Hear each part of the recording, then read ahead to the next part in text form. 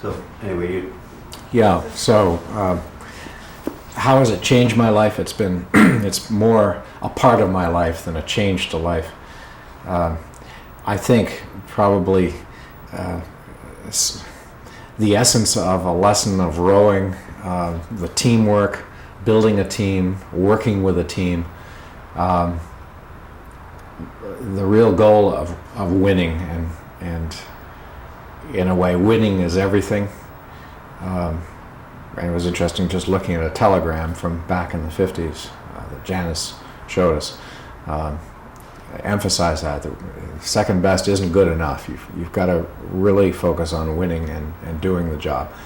I think hanging in on a project where you're behind, if you're behind in a race, a 4-mile race on the Thames River, if you're behind, that's a horrible position to be in. And the only thing that gives you just have to have faith that you can win, and if you hang in there long enough and push yourself hard enough, you're going to be the one that wins. And I think the stamina that requires physically and mentally is a wonderful lesson for anybody in life. I'm sure there are other sports that have that lesson too, but rowing is unique, I think, with the team, where you're part of the team. That everybody has to be in agreement mentally and physically that they are going to win, even though they're behind. So that's a good lesson in life, I think. great. Anything else we can think of that you should know or would be interesting to us? About rowing. Do you want to talk about this Yeah. this picture? There was we were looking through this 1963 scrapbook, and I haven't looked at this for probably 20 years. And one of the events that this recall was, can you pick this up, this picture down here? It's a picture of Bill Petty, who was my counterpart Yale captain, and me, and it was right after an interview with the Boston Globe and the New London Day, is it? John DeGange. And Bill Petty has a white shirt on, and it's a sort of a translucent white shirt, and I remember he had probably the top 3 buttons or 4 buttons unbuttoned, and underneath that white shirt was my shirt that I lost to him by 1/10 of a second the year before. And so this is the press conference before the Harvard-Yale race my senior year, and this guy has my shirt on. So that was a pretty good goad for me to make sure I got it back, which I did.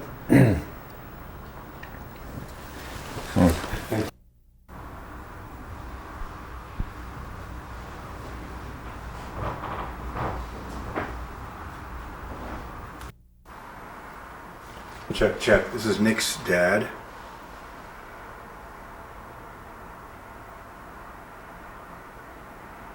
Shot of Nick's dad. This is the 1931 crew. 1931 crew.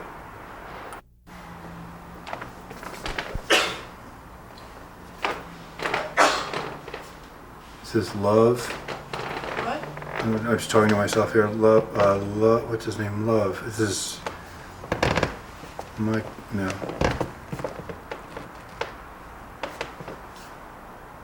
No, this is Bowles. This is T.D. Bowles. Coach, 1937. T.D. Bowles, the guy who came from Washington State and revolutionized running, or changed running greatly. Bowles. B-O-L-L-E-S. T.D.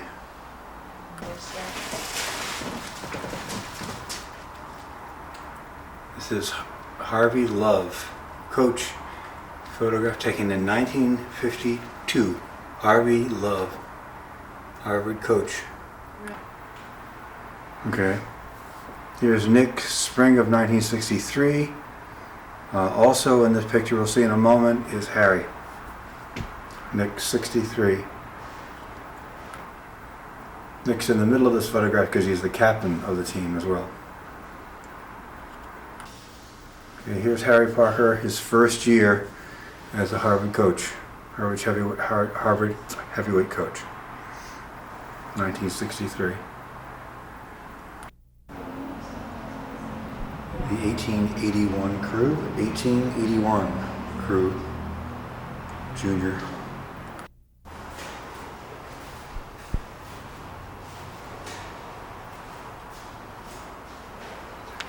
Let's see.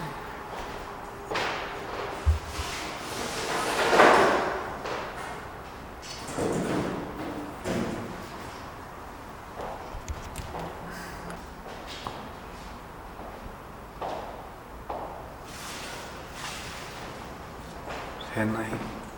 I need a chair or a tall person. Chair. Can I sit in this?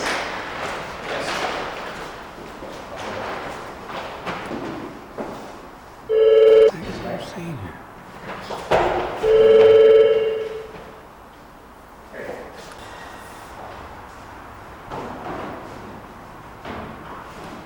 This one doesn't really fit in here. This color.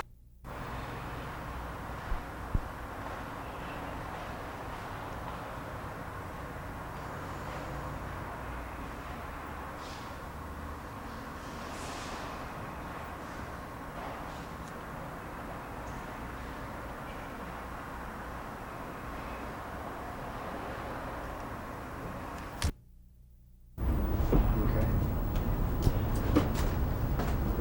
Yeah, I did a look into the camera? No, you look right at me. Look at you? Yeah. Okay, fine. Make it a more natural thing. All right. Okay. We're rolling along. Certainly looks like we are. Yeah. Yes, the little red light is on. A Good. sign. Yeah. Okay. When did you start rowing at Yale? Who was the coach, and what were your first impressions of your coach? Well, my first coach at Yale was Art Gilchrist, who was the freshman coach. And I started rowing in the fall of 1954. And I had rowed previously at Exeter. And actually, I'm a coxswain. So I had rowed for 2 years at Exeter and then quit to play lacrosse. And when I went down to Yale, I turned out for crew, and it rained the first day I went out, so I quit. And I had a visit in my room a couple of days later from a Exeter classmate of mine, Bob Morey, who stopped by my room one evening, and my roommates were all there, and Bob came in to try and convince me to come back out for crew. And it was kind of funny because I can remember Bob coming in and talking about the fact that 1956 was an Olympic year, and that he had seen the 1952 Navy Admirals Olympic crew, the Navy Olympic crew, and he was talking about the blades, glistening in the sun. And I finally agreed to come out for the sport again to get Bob out of the room. And of course, as luck would have it, we ended up going to the Olympics in 1956. In any event, to answer your question, our freshman crew coach was a fellow by the name of Art Gilchrist. We all knew him as Gilly, and he was a fabulous coach. He was actually a graduate student at Yale in history, and Art was a terrific freshman crew coach, just with his ability to teach guys how to row. And we had a freshman crew full of some people that had rowed before, but a lot of people that had never rowed before. So he started with a real mixed bag. Can you share any particular anecdotes about your? So you went on that first year you were in the Olympics. No, no. not the freshman year. Okay. In fact, we had a very interesting freshman year. We hadn't won a race, I think, when we went to New London. We had a lot of talent in the boat, but we didn't have a boat that was fast. And the whole crew sort of came together in New London around the Yale-Harvard race, actually. And well, yeah, there are a lot of anecdotes, and you'll hear a lot of them if you talk to us. And one of them actually has to do with a fellow that you're going to interview, which is John Cook. The fall was sort of uneventful. The fall, there was no fall racing back then like the head of the Charles now. You just went out and worked every day, and there was no racing at all. And the serious season got started in the spring. And over the winter, the crew coaches tried to do recruiting, and they had a recruiting session for rowing. Funny story was that after that was over, the varsity coach, whose name was Jim Rashmit, took the freshman coach aside, who was Art Gilchrist, and said, "Well, how did anybody show up?" He said, "No." He said, "It was really terrible. One short, fat guy showed up, which was John Cook, who at the time was probably 5'11", and John must have weighed 220 pounds. So short, fat was probably the right description. But John came out in the spring, and we had enough freshmen, I think, for 2 8s, and there were 2 people left over. And Art Gilchrist put John Cook and one other guy in what was known as the tub, which is just a big wide boat that you can't turn over, and you put 2 guys in it, and John Cook all spring rode up and down the Housatonic River in a tub. And meanwhile, we had a very mediocre season. I think we actually finished in a dead heat with Columbia in the Columbia race, maybe. In any event, when we were on the way to New London, John Cook, who happened to live in Ansonia, Connecticut, a neighboring town to New Haven, went to Art Gilchrist and said, "Gosh, I live in Ansonia and I've worked all spring. Any way I could kind of join the squad up in New London?" And Art Gilchrist later said he felt so sorry for the kid he couldn't say no. So he said, "Well, John, come on up." And of course, what happened in New London was that Harvard was undefeated. Harvard had had a fabulous freshman season. They had not lost a race. Interestingly enough, the strokes of the Harvard, Yale, and Cornell crews that year had all rowed at Exeter.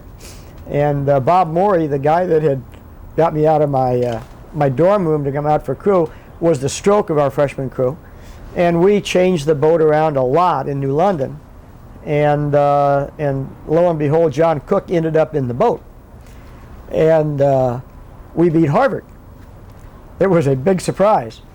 And in fact, there's an interesting anecdote about that race too.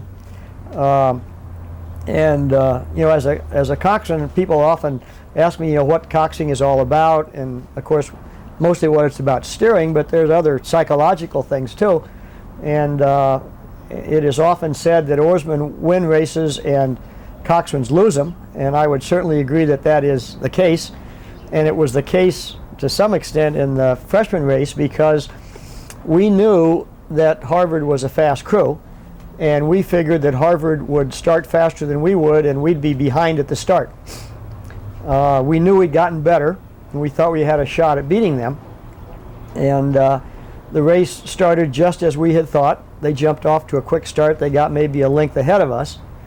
And we had decided, about after the first half mile, that we'd take a shot at trying to go by them, and took a power 10, which is 10 hard strokes in the middle of the race.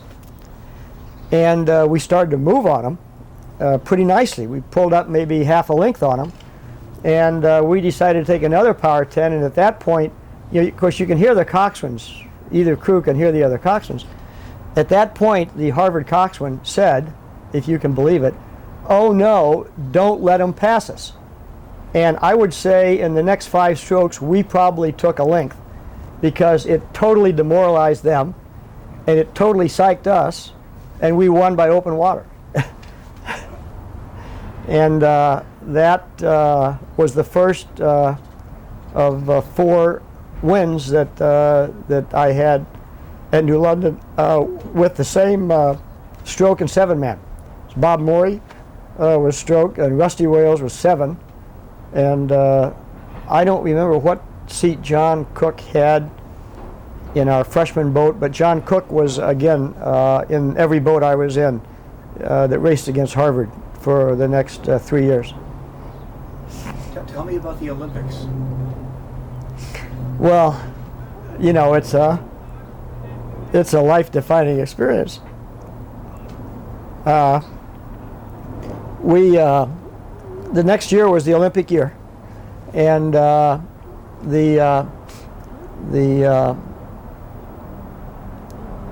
it was widely expected that Cornell would go to the Olympics. They had an undefeated varsity crew in 1955. They were all sophomores, so they all came back the next year, and they had won every race convincingly in 1955. And our first race against Cornell was in New Haven, over a 2-mile race course. Of course, the Olympics are 2,000 meters, were then as well.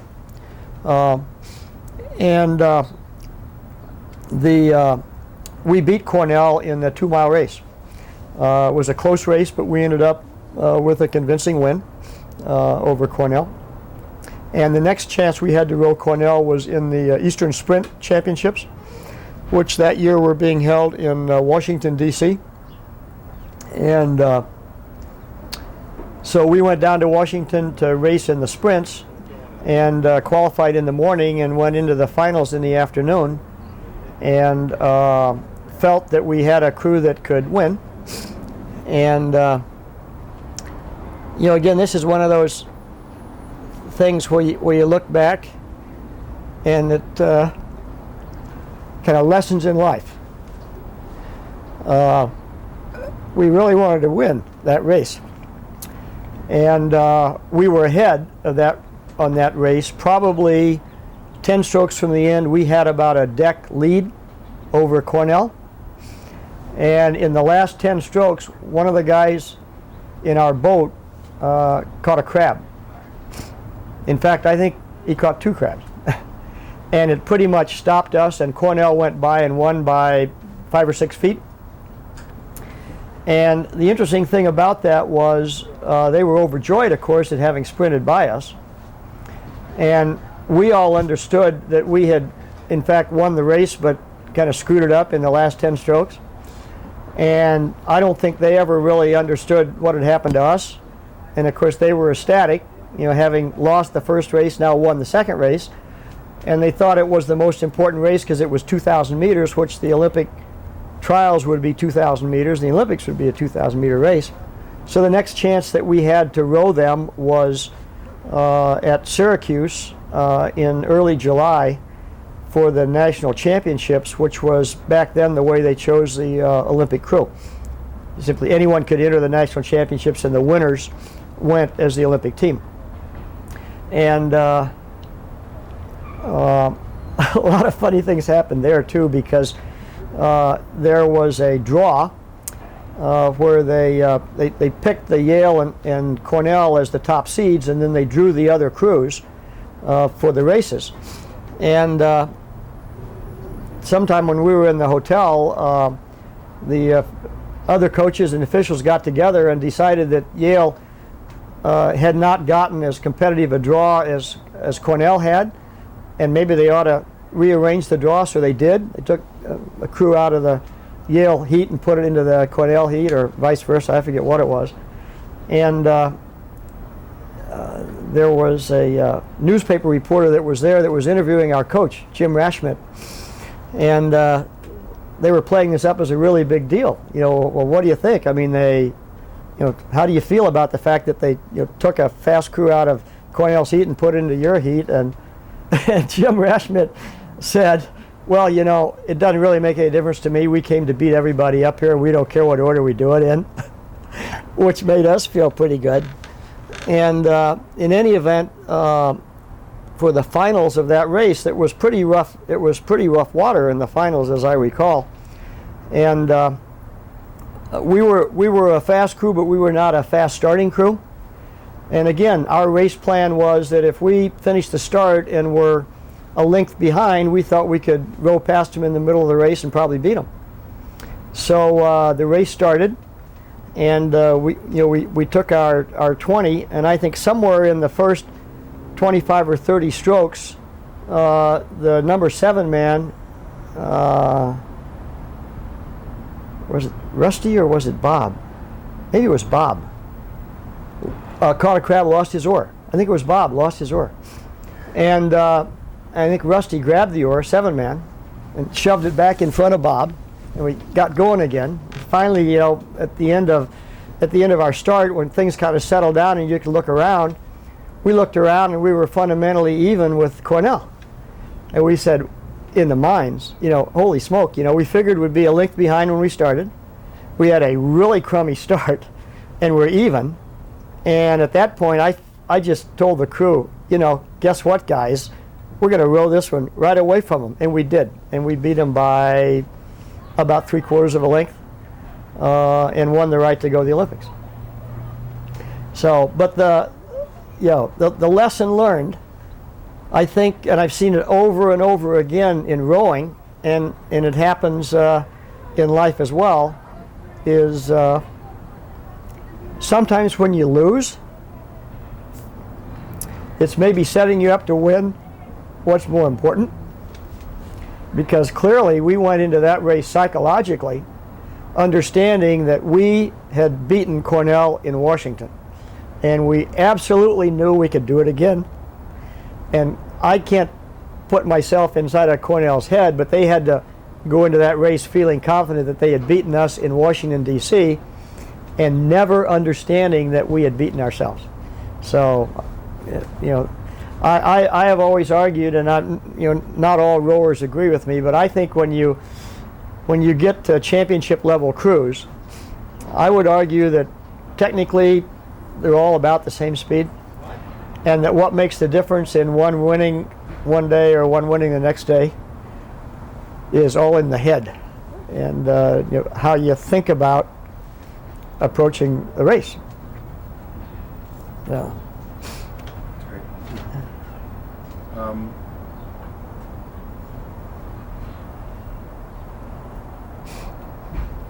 What do you think drives a person to take up crew and push themselves to such extraordinary lengths? Boy, that's an interesting question. David Halberstam wrote a fantastic book 20 years ago called The Amateurs, in which he investigated the same issue. He could not understand how athletes could drive themselves as hard in a completely amateur sport, such as rowing, when there was no money in it. And the sport, I think, attracts an interesting sort of person, where it's the ultimate team sport in terms of an 8, but you see the same thing in singles. It's the kind of person who is willing to, where the important thing is personal excellence and excelling in what you do, becoming proficient, getting in shape,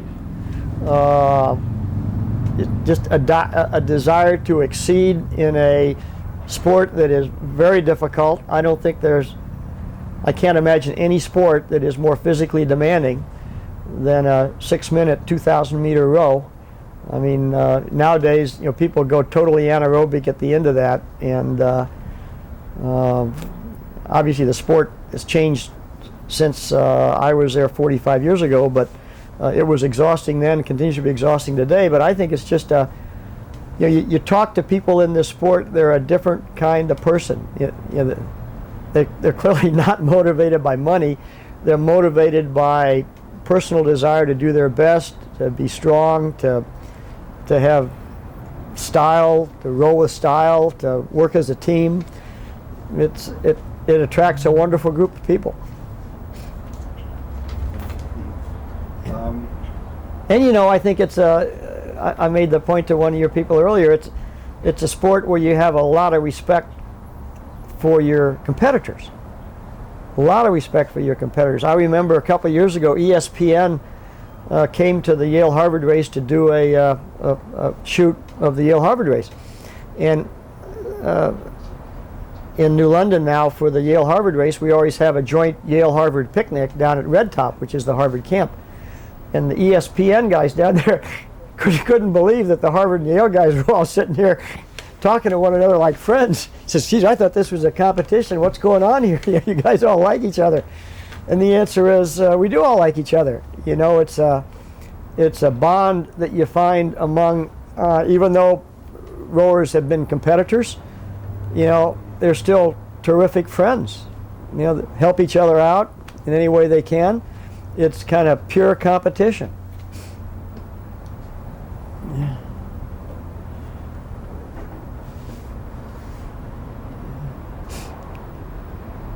What do you think is special about the Yale Harvard Regatta?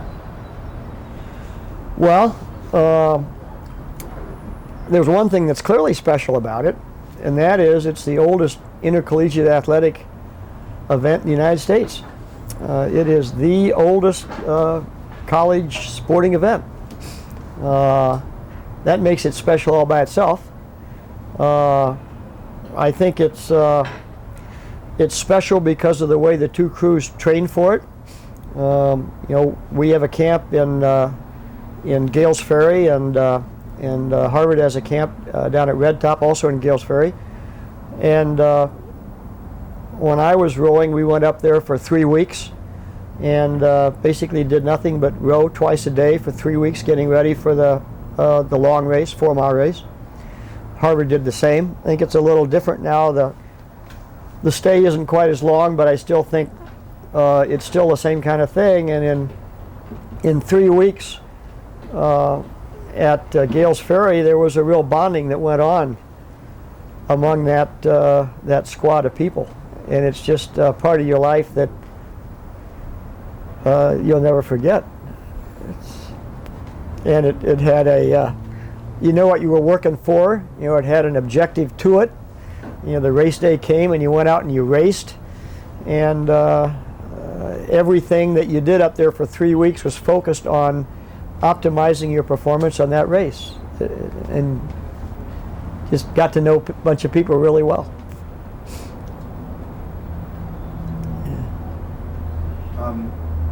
Can you tell us about some of the traditions of the Yale Harvard Regatta?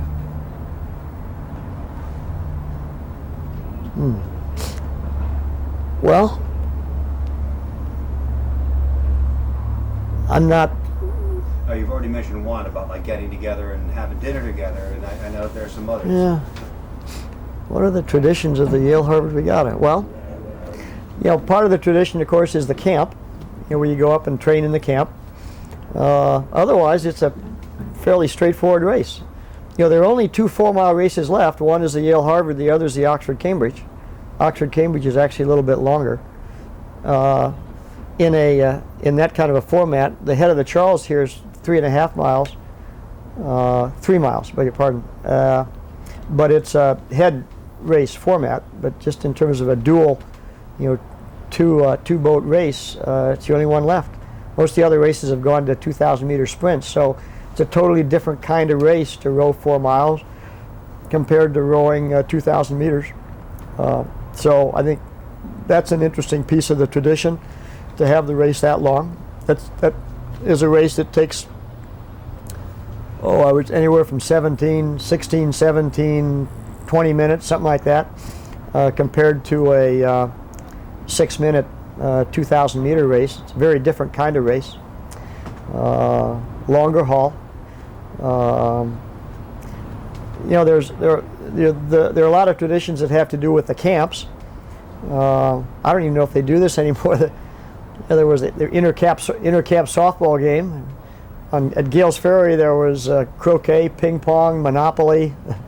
You know, all the stuff you did to pass the time during the day. Excuse me, I'm going to stop here for a second. I'm going to drink over there. Yeah.